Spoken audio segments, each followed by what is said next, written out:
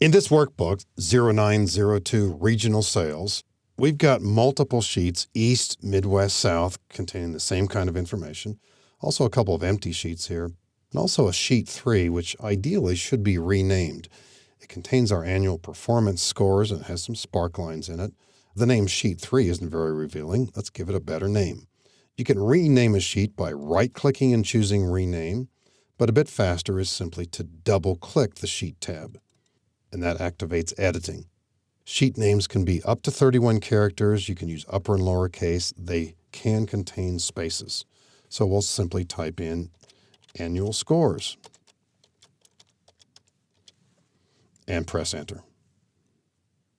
From time to time, we might want to add a new worksheet. Maybe we're about to create a mountain region here, and we want that sheet to be to the right of the South sheet. We'll simply click the South sheet. Here too, two different approaches, one very fast, one a bit slower. Right-click and insert. What is it we want to insert? It's likely to be a worksheet. We could click that, click OK, fine, no problem. I won't do it here. Much faster and easy is simply, with that sheet selected, click the plus right here, New Sheet. We have a new sheet. Eventually we'll rename it Mountain, and we've added a new sheet. And deleting sheets. Maybe at a later time we decide to delete this. Now, could we do an undo here?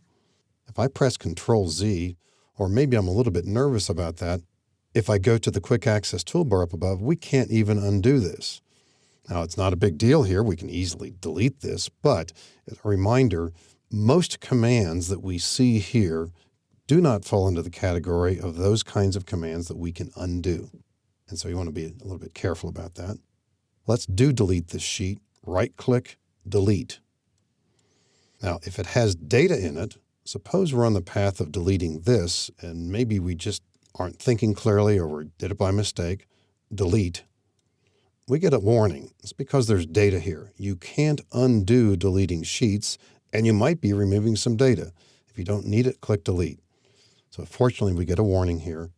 And this is much better than warnings in older versions of Excel where they just essentially said, okay, do you want to do this? Fine. Cancel.